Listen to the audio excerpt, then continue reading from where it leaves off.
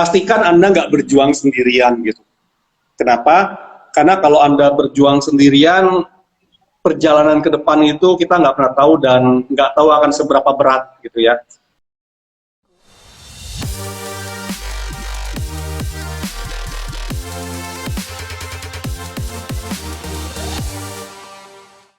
Ya, kembali lagi ya, hari Senin malam seperti biasa kita di acara The Ngobis, yaitu The Consulting Ngobrol Bisnis. Nah, di konsep kali ini atau The Ngobis kali ini kita akan berbincang langsung ya dengan pelaku-pelaku bisnis. Jadi yang bergerak di dunia bisnis gitu ya. Jadi para pelaku-pelaku ini tentunya expert sudah di bidangnya gitu ya.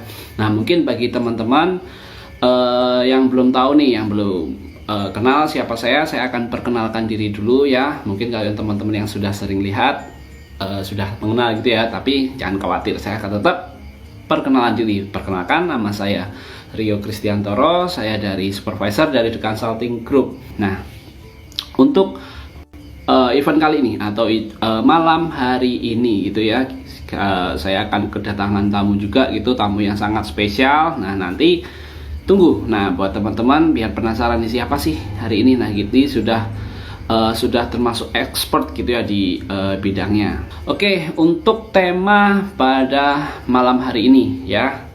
Malam hari ini kita akan bertemakan tentang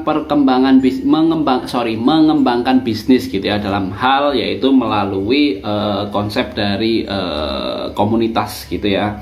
Kemudian siapa sih? Nah, tamu pada malam hari ini, nah yaitu ada Pak Juanda Rovelim. Nah, beliau adalah founder dari iCommunity dan juga Kafling Solusi Bisnis ya. Beliau jadi ini sudah expert sekali ya di bidang untuk masalah komunitas gitu ya. Oke, nggak usah nunggu terlalu lama, kita akan undang beliau untuk segera join. Halo, selamat malam Pak Juanda. Malam Mas Rio. Oke, gimana kabarnya hari ini Pak? Baik. Gimana? Ya Pak, terima kasih nih udah nyediain waktu nih. Malam hari ini kita bisa ngobrol ya. Siap. Oke, ini posisi sekarang di mana Pak? Lagi di Kelapa Gading. Kita baru aja bikin business matching di Kelapa Gading. Oh, wah, jadwalnya super padat sekali ya. Tapi nggak bisa dong ya di sela-sela waktu yang sibuk ini kita bisa sharing, kita bisa berbagi ya. Bisa. Oke, siap. Terima kasih Pak Juanda. Oke, mungkin sebelum kita ngobrol lebih jauh, mungkin Pak Juanda bisa perkenalan dulu ya buat teman-teman yang sudah online ini. Oke, hai teman-teman. Nama saya Juanda. Saya saat ini adalah founder dari Kafling Solusi Digital. Kafling Solusi Digital adalah sebuah digital marketing agency yang menangani social media management dan social media campaign dari perusahaan-perusahaan. Saya juga saat ini sedang membangun sebuah komunitas untuk para pebisnis dan profesional dengan startup bernama iCommunity gitu. Gitu Mas Rio. Oke, siap. Terima kasih. Mungkin buat teman-teman, berarti ini kita sudah kedatangan tamu yang expert ya, terutama di bidang community. Apalagi tema kita malam hari ini yaitu mengembangkan bisnis melalui komunitas. Jadi biar tahu dong ya gimana sih strategi mengembangkan bisnis dengan komunitas ya. Mungkin sebelum bicara lebih lanjut, mungkin bisa dari Pak Juanda itu mungkin bisa memberi gambaran bagaimana sih awalnya atau story-nya gitu ya sebelum terjun ke dunia bisnis ini yang di iCommunity ini. Oke, nah jadi seperti tadi saya bilang, pada dasarnya saya ini kan digital marketer gitu ya. Jadi saya itu banyak sekali membantu khususnya corporate itu dalam bidang digital marketingnya gitu. Dan setiap kali saya bantu digital marketing, yang namanya digital marketing itu jualan produk, nggak lari dari membangun komunitas reseller ataupun affiliate.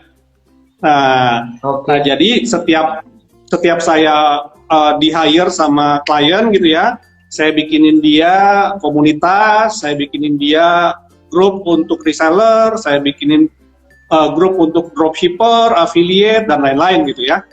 Nah, ketika saya pindah, misalnya kontraknya sudah habis sama klien tersebut, terus saya pindah, nah sama juga gitu. Saya bikinin hal-hal yang sama gitu. Saya bikinin hal yang sama, komunitas reseller, komunitas dropshipper dan lain-lain gitu ya.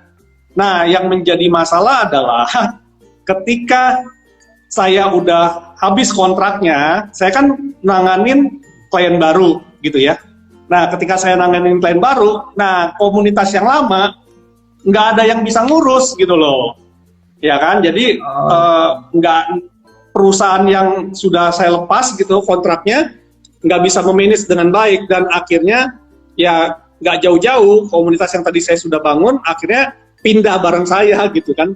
Jadi saya ke perusahaan ini, mereka mau jualan juga produk yang saya jual dan segala macam. Nah, akhirnya daripada kejadian begitu terus gitu kan, saya di hire sama satu perusahaan ya kan, dan udah gitu kan mereka harus bayar saya kan lumayan ya gitu ya.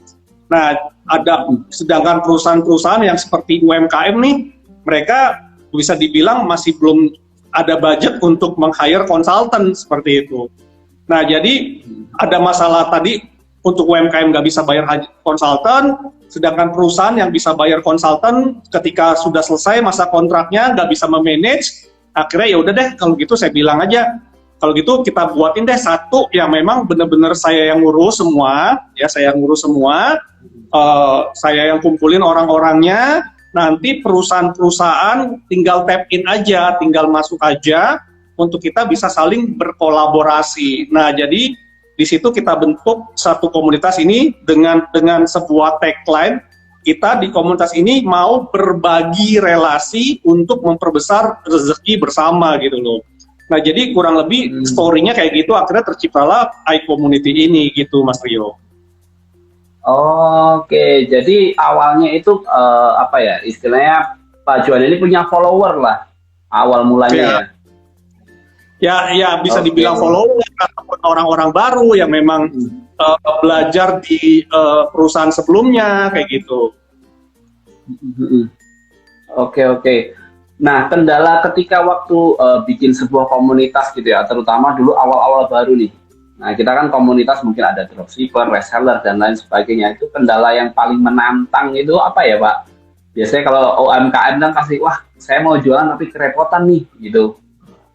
Ya yang perlu diperhatikan gitu ya, kalau kita membangun komunitas, baik itu reseller ataupun dropshipper, sebenarnya semua itu tidak ada yang, bisa dibilang tidak ada yang setia gitu ya. Semua itu biasanya gabung ke komunitas itu karena adanya kepentingan gitu. Nah, kepentingannya apa? Macam-macam. Ada yang kepentingannya faktor ekonomi, ada yang kepentingannya faktor edukasi, dan lain-lain. Banyak sekali faktor-faktornya.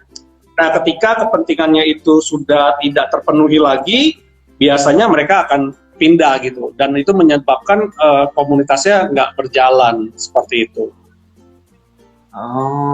Oke. Nah, saya tertarik ada satu hal di awal tadi, Pak Juanda mengatakan ketika bikin sebuah komunitas baru gitu ya, ketika yang lama ditinggalkan kemudian terbitlah baru, ternyata orang-orang lama ini juga ikut pindah. Ada tips nggak, Pak? Gimana caranya follower itu bisa nempel terus di sama kita?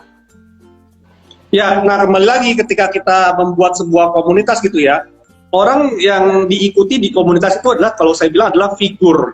Nah, si figur ini dia harus bisa menjadi seorang leader, ya. Dia harus bisa menjadi seorang leader, artinya dia bisa mengayomi anggota komunitasnya, dia bisa memberikan edukasi, dia bisa memberikan kenyamanan pada komunitasnya, maka saya yakin orang-orang yang ada di komunitas itu akan stay terus sama dia gitu. Dan ada maintenance khususnya nggak sih, Pak, kayak gitu? Kenapa? Ada maintenance cara khususnya nggak biar komunitas itu selalu bisa dibilang nempel lah ya?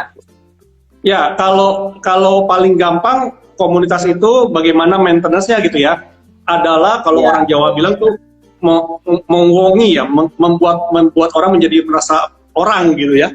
Jadi bukan membuat orang itu sebagai komoditas seperti itu.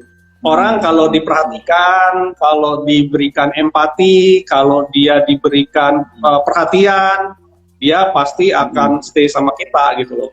Dan ini terjadi ya bukan cuma di bisnis konvensional, paling sering itu kayak misalnya di ya teman-teman yang mungkin berkecimpung di dalam dunia multi level ataupun berkecimpung di dalam dunia asuransi gitu ya. Nah ini paling sering banget gitu. Ketika leadernya pindah bendera gitu ya, nah biasanya tuh downline-nya pada ngikut tuh. Kalau misalnya memang downline-nya ngerasa itu adalah leader yang bagus kayak begitu. Oh, jadi konsepnya pun nggak jauh juga dari multi level ya. Ya network lah ya. Kita kan kalau kita berbicara tentang komunitas, kita berbicara tentang network. Seperti itu. Bisnis juga tergantung dengan network, dengan siapa kita kenal, dengan siapa kita membangun jaringan dan lain-lain gitu. Oke. Jadi di community yang di Pak Juanda bangun ini berarti sifatnya itu kita saling berbagi semuanya di situ berarti Pak ya? Yes, di iCommunity ini kita pakai punya tagline adalah berbagi relasi. Jadi orang-orang yang gabung di dalam iCommunity ini, mereka biasanya sudah siap untuk berbagi ya, artinya akan mengenalkan misalnya, oh kamu punya bisnis ini, oke saya punya teman yang memang butuh bisnis kamu, ya pasti akan dikenalkan. Sebenarnya itu juga sudah, walaupun nggak di komunitas gitu ya, kita juga sudah sangat biasa gitu ya. Ketika misalnya Mas Rio saya tanya, Mas Rio kalau di Surabaya makanan yang enak apa sih? Mas Rio pasti akan memperkenalkan tempat makan favoritnya seperti itu. Itu sudah terjadi secara alami. Cuma kadang kita masih pilih-pilih gitu ya. Nah jadi kalau di komunitas kita usahakan kita sangat terbuka untuk kita membantu gitu ya. Artinya kita memang mau mereferensikan teman-teman kita atas dasar saling membantu. Oke. Nah, bedanya iCommunity dengan yang lain apa, Pak? Nah, kalau ditanya dengan yang lain, kalau saya selalu bilang, yang namanya komunitas itu semua rata-rata mirip-mirip gitu ya. Nah, yang membedakan adalah value gitu. Jadi kalau di iCommunity ini kita tanamkan value-value di mana kita adalah sebuah komunitas berbagi ya, dan kita juga bukan cuma sebuah komunitas grup WhatsApp doang, bukan, tetapi kita juga membuat sebuah program-program di mana kita ada sekitar 6 kegiatan yang bisa diikuti, mulai dari edukasi, business matching, referral, one-on-one meeting, company visit, sampai ke annual summit seperti itu. Jadi kita sudah sangat sistematis kegiatan-kegiatannya seperti itu. Oke. Nah, ini Pak, terkait tema kita ya, malam hari ini kita kan pengembangan bisnis kan melalui komunitas. Nah, ya. Langkah atau hal apa sih yang harus dilakukan ketika kita ingin mengembangkan bisnis yang hubungannya dengan komunitas selain connection gitu ya? Kalau connection kan otomatis pasti dong kita kan butuh namanya relasi juga. Tapi kan saya yakin percaya lebih dari itu sebenarnya untuk komunitas, untuk sebuah kenapa kita harus join komunitas untuk mengembangkan bisnis. Betul. Nah, jadi kalau saya sih bilangnya gini ya, kalau kita mau berhasil di dalam komunitas, itu rumusnya adalah ICO. Ya, ICO itu ICO. Ya, ICO. I itu apa sih? I itu adalah insight. Ya. Insight, artinya kita harus ada di dalam pandangan, ya kan? Insight. Percuma kita berkomunitas, ya, kalau kita nggak pernah nongol gitu ya. Kalau kita berkomunitas, tapi misalnya kita masuk ke dalam sebuah grup WhatsApp deh yang paling gampang, tetapi kita di sana cuma ngintip doang gitu, jadi silent reader itu nggak guna gitu. Mendingan kita keluar aja dari grup itu ya, buang-buang memori doang, buang-buang baterai gitu. Nah, kita harus ada di dalam pandangan orang. Makanya kalau orang bilang Juanda itu adalah omnipresence gitu ya, ada di mana-mana gitu ya. Jadi itu kita harus sering terlihat gitu ya. Nah, tetapi insight sendiri bukan cuma insight, tetapi kita juga harus punya insight. Ya, insight itu adalah wawasan. Nah, jadi Oke. kalau kita gabung ke dalam sebuah komunitas tapi kita nggak punya sesuatu yang diberikan, maka orang nggak akan pandang kita. Berapa banyak kita lihat orang yang join komunitas, dia hadir di sini, hadir di sana, tapi dia nggak pernah memberikan wawasannya, itu orang-orang lain juga hanya akan memandang dia sebelah mata gitu, nggak ada gunanya gitu. Nah, jadi itu lagi. Nah, yang kedua adalah C-nya. C-nya itu adalah create trust. Nah, ketika kita berada di dalam sebuah komunitas, mindset kita itu jangan cuma jualan, jualan, dan jualan. Nah, kebanyakan orang memanfaatkan komunitas itu, dia mengeksploitasi komunitas. Artinya, begitu dia join ke satu grup WhatsApp, dia langsung jualan. Begitu dia join ke dalam sebuah komunitas, dia langsung jualan, tanpa memandang hubungan antar orang-orang yang ada di dalam komunitas. Itu nggak boleh. Itu kalau saya bilang diharamkan, gitu. Nah, jadi apa sih yang harus kita lakukan di dalam komunitas? Yaitu create trust. Gimana caranya create trust? Berbagi, ya, berbagi, membantu komunitas, memberikan value ke dalam komunitas. Intinya adalah memberikan hal-hal positif ke dalam komunitas tersebut, sehingga orang melihat, si Juanda ini orangnya sangat helpful loh. Si Juanda ini orangnya suka sharing loh. Si Juanda ini, itu memberikan kesan-kesan positif. Jadi bukan ya, wah lu jangan deket-deket sama Juanda, nanti lu dijualin lu, ntar lu diprospek lu, dan segala macam. Jangan, gitu ya. Nah, jadi itu adalah C, create trust. Dan yang terakhir adalah O. O itu adalah opportunity. Nah, jadi kalau Anda sudah insight, sudah create trust, yakin pasti opportunity itu akan datang bertubi-tubi, ya. Saya sendiri banyak masuk ke dalam komunitas dan saya tidak pernah berjualan langsung, ya. Saya tidak pernah direct selling ketika berjualan, tetapi saya memberikan value, gitu ya. Saya memberikan value, dan akhirnya apa? Akhirnya banyak tuh yang memanggil jasa saya untuk digital marketing, gitu. Dan sampai sekarang saya belum pernah loh kayak jasa digital marketing saya kirim-kirim proposal duluan, gitu. Nggak pernah. Biasanya diminta, Juanda tolong dong masukin proposal ke perusahaan saya, Juanda tolong dong bantu perusahaan saya untuk digital marketingnya dan lain-lain. Nah, itu adalah opportunity. Nah, jadi rahasianya kalau memang teman-teman mau sukses berjualan dan berkomunitas, itu adalah ICO, ya, insight, create trust, dan opportunity. Itu, Mas Rio.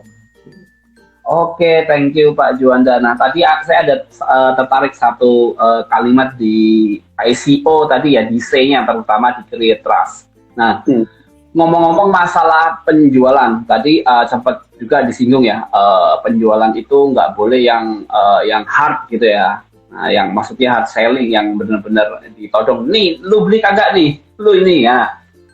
Menurut Pak Juanda sendiri, gimana sih apa sih yang bagus? Atau ada nggak sih yang teknik bagusnya terkait dengan hard selling ataupun mungkin soft sellingnya? Mungkin ada teknik-teknik khusus. Ya, saya bilang bukannya nggak boleh sama sekali ya hard selling ya, karena yang namanya kita jualan juga kadang butuh hard selling lah. Kalau kita soft selling terus, ya kita juga kapan jualannya gitu ya. Oh, cuma kasih insight gitu ya, tetapi nggak jualan-jualan gitu. Nah, yang perlu diperhatikan adalah di dalam komunitas perbanyaklah soft selling, ya mungkin ya 40-80, 90-10 gitu. Nah, kapan jualannya? Jualannya adalah ketika ada event-event khusus. Artinya kan biasanya kalau di dalam komunitas tuh, contoh misalnya kalau ada di dalam sebuah grup WhatsApp, ya ada grup WhatsApp yang boleh jualan seminggu sekali. Ya udah, itu jualanlah seminggu sekali gitu loh. Ada grup WhatsApp yang nggak boleh jualan, ya jangan jualan. Jualannya gimana? Jualannya ajak ngomong, japri gitu ya. Terus kalau misalnya ada grup WhatsApp yang setiap hari boleh jualan. Nah, kalau setiap hari boleh jualan, juga jangan di-spam jualannya gitu loh. Kayak sehari bisa 3 kali, sekali kirim bisa puluhan gambar, dan lain-lain. Jangan gitu. Tapi manfaatkanlah sebijaknya gitu ya. Jadi ya misalnya kalau misalnya tiap hari boleh jualan, ya nggak usah setiap hari jualan juga gitu, capek juga tiap hari jualan gitu ya, seperti itu. Nah jadi patuhi aja sih peraturan yang ada di grup tersebut. Oke, nah mungkin satu lagi nih Pak, yang bikin saya berpikir ketika saya itu menjadi pelaku UMKM nih. Tadi Ya. dikatakan kita bisa juga melakukan hard selling, terutama bisa juga soft selling. Mungkin porsinya aja yang berbeda, entah Ya. 80-20 atau 90-20 ya seperti disampaikan. Nah, ketika saya UMKM gitu ya, ada nggak produk atau kriteria produk kapan barang itu tuh bisa kita lakukan hard selling, mungkin porsinya lebih banyak? Beda ya. Kalau kita harus pisahin dulu. Ketika kita berjualan, misalnya kita bagi tiga gitu ya. Kita jualan di sosial media, misalnya kita jualan di sosial media, kita jualan di marketplace, kita jualan di website gitu ya. Nah, ketika kita jualan di sosial media, ingat loh, ini sosial media, ya kan? Sosial media itu adalah media untuk berinteraksi sosial, itu secara harafiahnya gitu ya, bukan selling media, gitu ya, bukan selling media. Nah, jadi kalau kita di sosial media itu seharusnya lebih banyaklah berinteraksi sosial, lebih banyaklah membangun kepercayaan, lebih banyaklah mengedukasi pelanggan Anda di sosial media, gitu. Nah, kapan harus hard selling-nya? Hard selling-nya ya di marketplace. Jualanlah gencar-gencaran di sana gitu loh. Jor-joran di sana, mau banting-bantingan harga di sana, terserah gitu ya. Nah, intinya adalah marketplace itu adalah tempat untuk Anda jualan gitu. Nah, jadi jangan dicampur adukan. Website juga itu adalah tempat Anda jualan. Ya, habis-habisanlah mempromosikan website Anda gitu. Nah, jadi kalau saya bilang beda tempat beda cara gitu, beda tempat beda cara ya. Di sosial media boleh nggak, banyak tuh yang jualan di sosial media ya, banyak gitu. Contoh kayak misalnya di TikTok misalnya gitu ya, Anda mati-matianlah jualan di TikTok Live, ya kan? Memang TikTok Live itu seperti Anda jualan di pasar rumput gitu ya, ayo beli. Nah, itulah Anda hard selling sekenceng-kencengnya gitu ya. Ayo beli sekarang sebelum kehabisan dan segala macam. Nah, itu di TikTok Live. Tapi kalau misalnya di TikTok feed Anda, ya santai-santai aja, edukasi market Anda gitu loh. Jadi ada cara. Oke, thank you Pak. Berarti kita nggak terbatas produk berarti ya, tapi harus terbatas tempat, bisa dikatakan seperti itu ya Pak ya? Betul, kan tiap tempat itu lapaknya beda-beda gitu. Oke. Jadi buat teman-teman juga nih, tambahan nih. Jadi kita tahu kapan kita harus educate di wadah yang tepat, dan di jualan hard selling-nya itu juga harus di tempat yang tepat gitu ya. Iya, Nah, ada tempatnya lah. Iya, oke, siap. Nah, kemudian masalah ini Pak, komunitas. Sebenarnya bagus nggak sih usaha atau katakan saya sebagai UMKM itu join di banyak komunitas, worth it nggak sih? Oh, harus, ya kan? Ingat loh, kita ngomongin marketing itu bermain dengan jumlah. Oke? Ngomongin marketing itu kita bermain dengan jumlah. Artinya kita bermain dengan probabilitas. Biasanya kalau ada ngomongnya tentang closing rate, ya, tingkat penjualan Anda dan segala macam. Artinya biasanya kalau misalnya dari 10 orang Anda bisa jualan 1, dari 20 orang Anda bisa jualan 2. Artinya Anda harus punya sebanyak mungkin sumber leads, sumber traffic gitu ya. Nah, komunitas itu adalah sumber traffic Anda secara organik gitu. Bayangkan kalau misalnya Anda mesti ketemu satu orang, lama gitu loh. Nah, paling cepat ya gimana? Ya bermainlah di komunitas gitu. Bermainlah di komunitas. Sekali Anda masuk komunitas ketemu 100 orang. Sekali Anda masuk ke komunitas di WhatsApp misalnya, sekarang Anda sudah bisa dapat 500 orang gitu loh. Nah, tapi kembali lagi ketika Anda masuk ke dalam komunitas, jangan cuma jadi tukang ngintip, jangan cuma jadi silent reader gitu, nggak ada gunanya gitu. Anda harus aktif, Anda harus terlihat di dalam sebuah komunitas seperti itu. Nah, kalau kecuali Anda punya budget yang iklan gitu, waduh saya orangnya nggak suka berkomunitas, saya orangnya nggak suka ketemu orang dan segala macam, ya udah Anda jualan aja pakai iklan, budgetin iklannya berapa sesuai dengan kekuatan Anda gitu loh. Tapi kebanyakan UMKM nggak kuat disuruh iklan gitu, jadi paling gampang adalah ya udah ketemu orang sebanyak-banyaknya aja organik. Oke. Tingkat efektivitasnya itu berapa besar ya Pak ketika kita join ke komunitas? Maksudnya efektivitas itu berarti kita dapat apa ya, minimal brandingnya produk kita lah.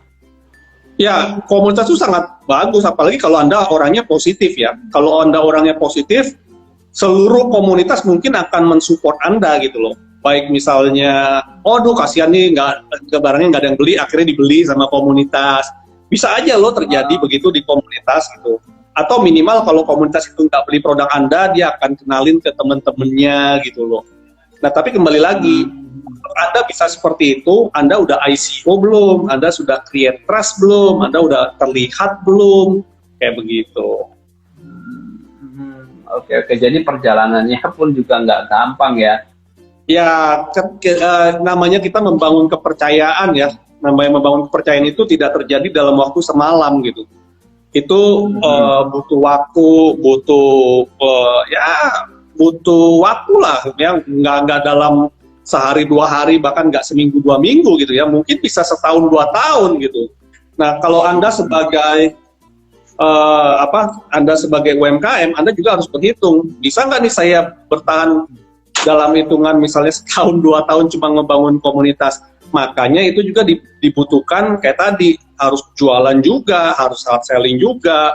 Jadi saling mengisi lah gitu. Jadi membangun komunitas itu butuh proses lama ya, hasilnya nggak cepat ya. Oleh karena itu butuh bensin. Nah, bensinnya Anda harus bisa hard selling. Hard sellingnya tapi jangan di komunitas, hard sellingnya di pasar gitu. Oke. Jadi yang kalau komunitas ya murni relasi berarti ya. Betul, jangan dicampur-campur gitu loh. Oke. Nah, berkaitan dengan create trust, apakah pengaruh nggak Pak dengan produk yang kita jual? Misalnya kita jualan contohnya baju deh, apakah kita harus wajib create trust atau gimana? Biasanya yang sering kan mungkin bidang jasa ya, yang mungkin mayoritas create trust-nya harus benar-benar tinggi kan. Apakah yang produk juga sama? Sama dong, kan kalau kita lihat produk-produk komunitas apa sih? Harley Davidson itu kan komunitas, ya. Mobil sekarang setiap kali keluar tipe baru, keluar tuh komunitasnya tuh. Kemarin Hyundai Stargazer langsung keluarin komunitas Stargazer gitu loh. Jadi bisa aja gitu. Kenapa? Karena dengan komunitas itu sebenarnya dari sisi perusahaan juga banyak terbantu loh, ya. Jadi kalau kita sebuah perusahaan bikin komunitas itu bisa menjadi pembela kita gitu loh, ya kan. Jadi dengan adanya komunitas kita juga bisa menghemat banyak dalam segi maintenance ke customer gitu. Kenapa? Karena komunitas itu jiwanya saling membantu gitu. Jadi pekerjaan tim CS kita menjadi lebih ringan seperti itu. Oke, Pak, ini ada satu pertanyaan dari dv.noah. Nah, saya masih susah cari komunitas di daerah saya. Misal ada komunitas resmi atau dari UMKM pemerintah, apa ya Pak? Nah, biasanya kalau pemerintah itu di dalam setiap daerahnya punya gitu ya. Contoh kalau kayak DKI ya. DKI itu punya komunitas, Jakarta Pusat punya komunitas UMKM-nya, Jakarta Barat punya, Jakarta Timur punya, dan segala macam. Nah, kalau Anda susah, sebenarnya bukan susah sih kalau menurut saya. Pertanyaan saya adalah, Anda sudah cukup mencari atau belum gitu. Karena memang kalau komunitas itu nggak dicari ya nggak dapat. Karena komunitas itu nggak kayak MLM yang mau ngerekrut orang gitu ya. Karena komunitas itu dia bikin orang pada datang ngumpul bareng-bareng gitu. Artinya kalau kita mau dapetin komunitas yang cocok, ya kita harus rela berkelana lah ya, misalnya mencari gitu. Seperti itu. Oke, jadi untuk tadi ya, untuk dv.noah mungkin disarankan untuk bisa lebih mencari lagi ya, mungkin bisa tanya-tanya sekitar dan lain sebagainya ya. Ya paling paling gampang kalau misalnya nggak mau mencari secara manual gitu ya, tanya Mbah Google gitu, komunitas UMKM di daerah saya gitu. Nah itu biasanya banyak tuh. Ya Anda mungkin kurang ketik aja kali. Oh, oke oke. Oh ya, ada respon juga dari dv.noa. Nah itu Pak, saya kesulitan nyarinya, infonya juga minim gitu. Nah coba sekarang Anda ketik Anda di daerah mana? Coba ketik di Google ya misalnya komunitas UMKM di Jakarta atau di daerah Anda gitu. Nah itu coba Anda ketik. Biasanya banyak banget itu hasilnya. Tinggal Anda mau cari atau enggak. Ya mungkin di market di sosial media pun biasanya juga banyak ya komunitas-komunitas yang Bahkan followernya tuh bisa ratusan ribu, hampir jutaan malah. iya, tukang AC aja ada grup Facebooknya kok. Ya kan? Terus tukang bangunan aja ada grup Facebooknya kok. Iya iya iya. Mungkin bisa jadi satu referensi juga ya. Nah, mungkin bisa dari Facebook dulu atau mungkin di Instagram juga ada, di Telegram tuh mungkin sekarang udah mulai ini ya Pak ya, untuk komunitas-komunitas itu ya. Iya, mulai cukup banyak. Di Telegram saya nggak males. Oh kenapa Pak di Telegram? Kalau di Telegram tuh kadang kalau kita nggak setting, kita bisa diculik kemana-mana, masuk grup ini, masuk grup sana, di app orang gitu. Oh, ya betul. betul. Iya kadang-kadang kita tahu-tahu pengen, wah kayaknya kita lihat di story grupnya bagus nih, yang aktif segala macam masih oke, kita masuk ternyata diculik juga, tahu-tahu join ke beberapa gitu. Dan banyak penipuan juga. Oh, oke, resiko juga ya berarti ya. Ya khususnya kayak ya nanti dimasukin ke grup jual barang murah, jual investasi dan segala macam, ya tipu-tipu. Banyakan itu terjadi banyak di Telegram, lebih banyak di Telegram lah ya. Bukannya di platform lain nggak ada, tapi lebih banyak di Telegram. Oh, oke. Iya. Soalnya saya beberapa kali ketika pengen belajar suatu hal gitu ya, biasanya saya tuh seringnya tuh lihat dulu di Telegram, ini ada grup apa sih yang bagus. Mungkin saya pilih satu atau dua, saya join terlebih dahulu, tetap aja diculik. Akhirnya kemarin diberitahu nih cara settingnya sama teman, ini harus gini. Oh, pantas. Iya, kalau mau masuk grup Telegram harus bikin settingannya private, nggak boleh asal orang suruh culik. Iya, betul. Itu saya udah satu kali itu akhirnya jadi satu pengalaman berharga Pak untuk di dunia komunitas bagi saya, walaupun via simpel sekali dari Telegram waktu itu. Oh, ternyata seperti ini gitu. Iya. Dan itu rawan sekali. Ketika kita tadi join banyak grup lah, banyak di komunitas gitu ya. Ketika kita terlalu banyak di komunitas, otomatis kan dari Pak Jonda tadi kan berstatement, itu malah bagus gitu ya. Akan tetapi apabila kita kurang dalam melakukan maintenance itu, ada efek sampingnya nggak Pak? Oke, saya join banyak komunitas, tapi saya maintenance-nya kurang gitu.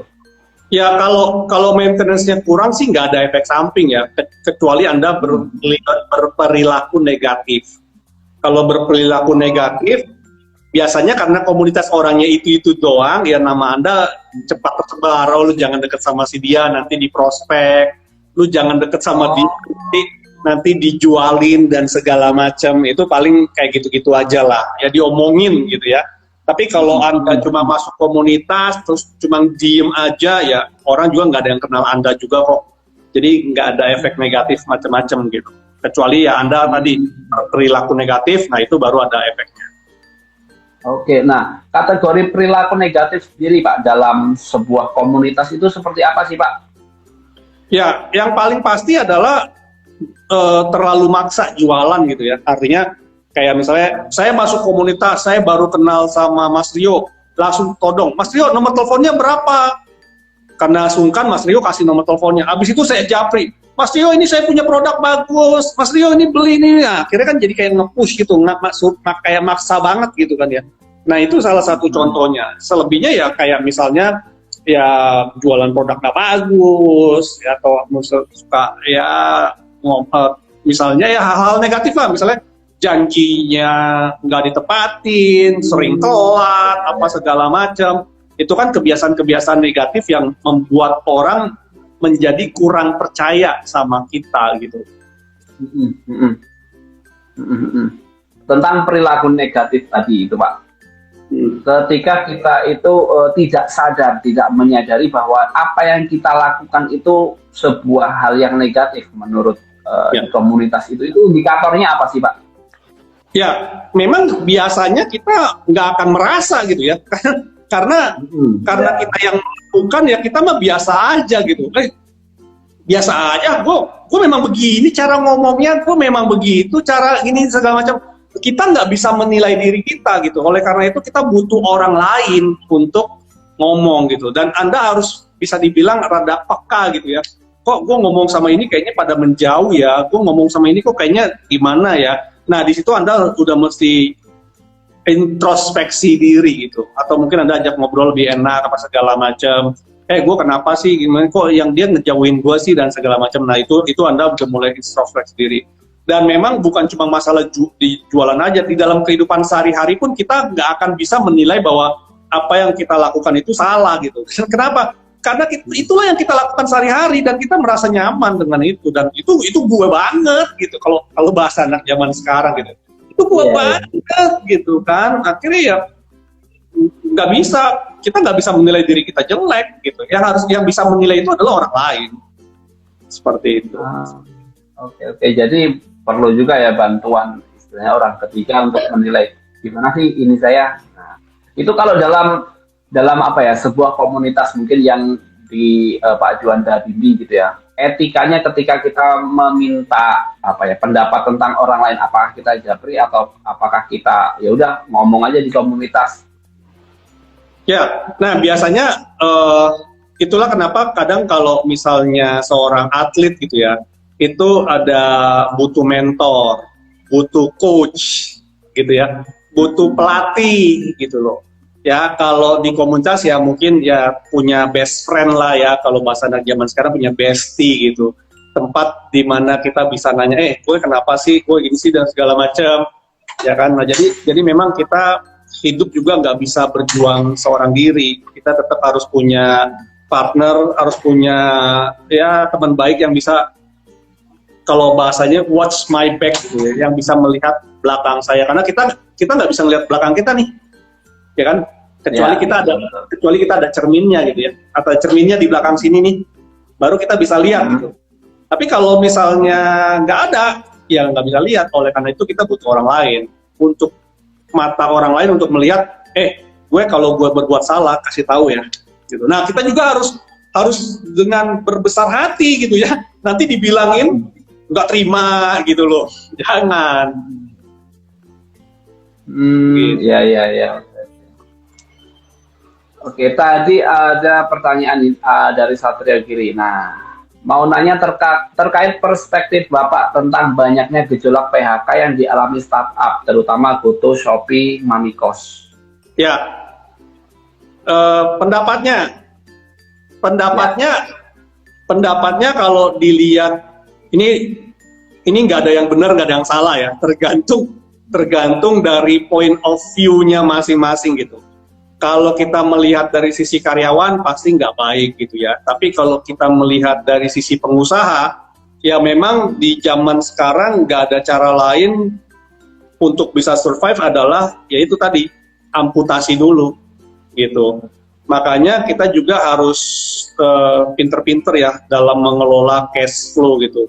Bayangkan kalau misalnya kita lihat kayak GoTo atau Shopee gitu, dia mem-PHK, kalau kita ngomongin GoTo 1.300 karyawan gitu, 1.300 karyawan dia PHK, itu dia bisa hemat berapa banyak gitu ya. Kalau kita anggap aja ya, UMR aja semua itu gajinya berapa miliar dia bisa hemat sebulan gitu. Ya, kalau teman-teman lihat apa laporan keuangannya Goto, buat gaji karyawannya aja itu dia mungkin udah triliun kali. Ya, 10.000 orang ya, 10.000 orang loh. 10.000 orang kali UMR aja itu udah 400 miliar loh. Ya kan? Itu kalau UMR 4 juta. Kan? Apalagi kalau udah levelnya tinggi, gajinya di Topet ataupun di Goto itu nggak mungkin cuma 10 juta, 20 juta, ada yang mungkin 40 juta, ada yang mungkin 50 juta. Ya, jadi ya memang di masa sekarang apalagi lagi susah begini gitu ya, kita nggak bisa ngomong juga gitu. Mau nggak mau memang sebuah perusahaan harus melakukan efisiensi, dan cara yang paling mudah ya mau nggak mau ya PHK gitu. Nah, ini juga menjadi masukan juga buat teman-teman yang dari sisi karyawan ataupun dari sisi buruh gitu ya. Jadi ini sih cuma pendapat ya. Jadi kayak zaman sekarang nggak usah lah demo-demo apa segala macem gitu ya. Tapi ya kita pahamin lah, bos juga itu juga kan butuh makan gitu ya. Bos juga kan butuh cash flow gitu. Ya kalau kita ngomongin gitu ya, mungkin teman-teman yang di karyawan gitu merasa wah bos mah enak, kita yang kerja keras gitu ya. Kita yang kerja keras, bos yang dapat untung dan segala macam. Tahu nggak berapa pusingnya menjadi seorang bos gitu ya. Karyawan itu perusahaan mau untung, perusahaan mau rugi mah tetap aja nuntutnya gajinya harus dibayarin tiap bulan gitu. Tapi seorang bos mana bisa dia mikir, aduh perusahaan saya lagi untung, perusahaan saya lagi rugi. Kalau saya rugi nggak mau gaji karyawan, nggak bisa. Dia harus mikir cara gimana dapat pinjaman, bagaimana dia jual asetnya untuk bisa tetap ngegaji karyawan gitu loh. Nah jadi memang di saat bisa dibilang kita lagi susah seperti ini gitu ya. Mungkin 2 tahun kemarin kita kena corona, tahun depan juga kita mungkin akan inflasi dan segala macam karena banyak faktor luar negeri, perang dan lain-lain gitu ya. Ya disinilah kita butuh kelegowoan semua pihak gitu ya. Bukan cuma bos, bukan cuma karyawan. Saya juga banyak kok kenal sama bos-bos yang nggak mau PHK karyawannya kok. Dia bela-belain jual aset untuk supaya karyawannya nggak dipecat gitu ya, nggak di PHK gitu. Ada bos yang seperti itu. Cuma kan sampai berapa lama gitu, sampai berapa kuat gitu. Kalau misalnya hartanya sudah habis dijualin ya mau nggak mau ya udahlah gue tutup aja lah perusahaan gue gitu. Seperti itu. Jadi ya kalau pandangan saya sih kita harus lebih dewasa dalam melihat semua pihak gitu ya dengan berbagai macam kondisinya saat ini gitu. Dan itu PHK sudah bukan sesuatu yang nggak bisa dihindarin lagi. Pasti kedepannya akan lebih banyak PHK. Seperti itu. Oke. Jadi memang kondisinya sendiri juga lagi seperti ini ya Pak ya. COVID iya, juga mau di gitu. Iya. Sekarang kalau kita tanya kalau kita tanya Mas Rio nih, Mas Rio mau nggak keluar setiap bulan 5 miliar cuma buat gajiin perusahaan, buat gajiin karyawan, tapi omset nggak nutup? Nggak mungkin. Nggak mau duit dari mana gitu loh, ya kan? Nah ya udah, ya udahlah minimal ya sementara dirumahkan dulu, atau mungkin ada perusahaan-perusahaan yang dirumahkan tanpa gaji, nanti ketika mungkin keadaannya sudah lebih memungkinkan balik lagi boleh gitu kan? Ya itu nanti tergantung kebijakan para bos-bosnya kan, kayak begitu. Ya, tapi nggak bisa dari ke depan akan tambah banyak. Ya. Betul, gejolak ekonomi kalau kita lihat juga cukup ini ya Pak ya, kalau saya lihat hampir seluruh dunia itu beritanya resesi. Iya, hampir semua negara di seluruh dunia. Tapi ya semoga ke depan bisa lebih baik lah Pak ya. Betul. Ya, kata Ibu Kartini, habis gelap terbitlah terang ya, semoga. Iya, intinya pesan pokoknya jangan banyak demo deh, ya. Apalagi zaman sekarang gitu ya, teman-teman rajin-rajin demo, itu pengusaha mah gampang banget. Tadi kita juga baru ngomong, pengusaha-pengusaha sekarang di Jawa Barat sudah memindahkan pabriknya ke Jawa Tengah gitu. Itu baru dari pabrik loh ya. Kenapa? Karena buru-buru di Jawa Barat kebanyakan demo, gaji minta naik terus gitu kan. Bilang demi kesejahteraan, yes, semua juga tahu butuh sejahtera dan segala macam gitu ya. Tapi kalau begitu ditekan terus, pengusaha juga pusing gitu. Pengusaha mah gampang aja, ya tutup aja pabriknya, buka lagi di Jawa Tengah gitu. Atau paling ekstrimnya udah gue tutup aja pabriknya, gue pakai robot aja. Robot bisa kerja 24 jam, nggak pernah ada demo tuh, gitu. Iya, paling listrik doang naik. Iya, paling dari tadinya ada 1.000 karyawan, gue cuma hire 50 aja, sisanya robot. Yang 50.000, yang 50-nya itu buat jagain robot supaya tetap jalan. Lama-lama begitu loh. Iya.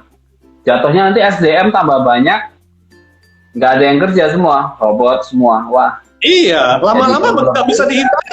Sekarang kita lihat sekarang robotnya banyak banget sekarang. Bahkan baristanya ada robotnya, gitu kan. Di pabrik mobil mungkin sekarang udah 80% robot kali. Betul. Gitu. Ya. Oke.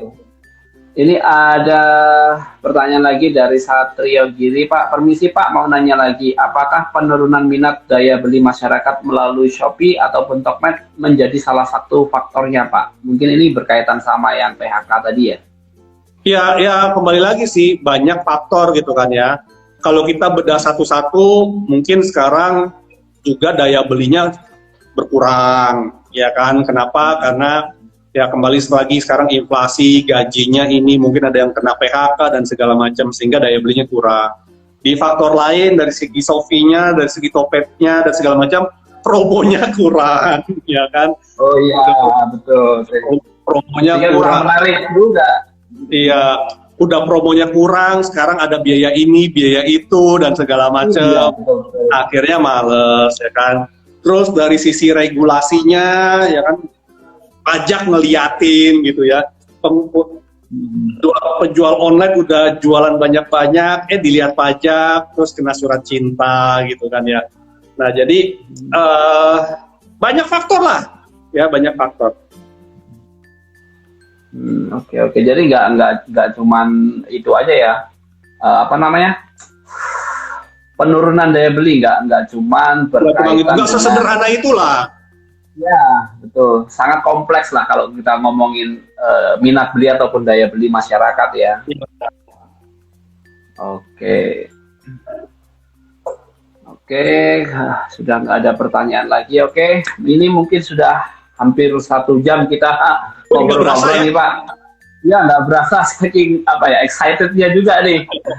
Oke, mungkin sebelum saya close untuk event kali ini, mungkin buat pesan-pesan nih dari Pak Juanda untuk para pelaku UMKM di luar sana yang mungkin hari ini sedang berjuang, Pak. Oke, buat teman-teman yang sedang berjuang gitu ya, pastikan Anda nggak berjuang sendirian gitu. Kenapa? Karena kalau Anda berjuang sendirian, perjalanan ke depan itu kita nggak pernah tahu dan nggak tahu akan seberapa berat gitu ya. Jadi pastikan Anda punya partner, pastikan Anda punya orang-orang yang bisa saling mendukung ya. Kalau bisa tambah wawasan, tambah network, tambah peluang melalui komunitas-komunitas. Ya, kolaborasilah sebanyak mungkin ya, karena zaman sekarang udah nggak bisa mikirin lagi kompetisi gitu ya. Orang yang cuma berkompetisi banting-bantingan harga, dia akan mati. Ya, jadi cobalah berkolaborasi dengan sebanyak mungkin pihak gitu ya. Bisa yang sejenis, bisa yang cross-selling, apa segala macam, itu juga bisa lakukan. Ya, jadi saran saya perbanyak gabung di komunitas, serap ilmu dari berbagai macam orang, ya, dan praktekkan untuk bisnis Anda masing-masing seperti itu. Ya, jangan berjuang sendirian. Gitu. Oke, baik. Thank you Pak Juanda. Buat teman-teman nih, ingat pesannya Pak Juanda, kalian jangan sampai berjuang sendirian ya, karena jalan kita masih sangat panjang. Betul ya Pak Juanda ya? Oh, panjang banget. Oke, siap. Oke, mungkin thank you buat Pak Juanda atas waktunya malam hari ini sudah mau sharing di The Ngopis. Thank you Mas Rio. Ya, salam sehat selalu Pak. Semoga kita bisa bertemu lagi di lain kesempatan dan di lain waktu. Siap. Thank you. Bye-bye. Oke, siap. Terima kasih. Bye-bye.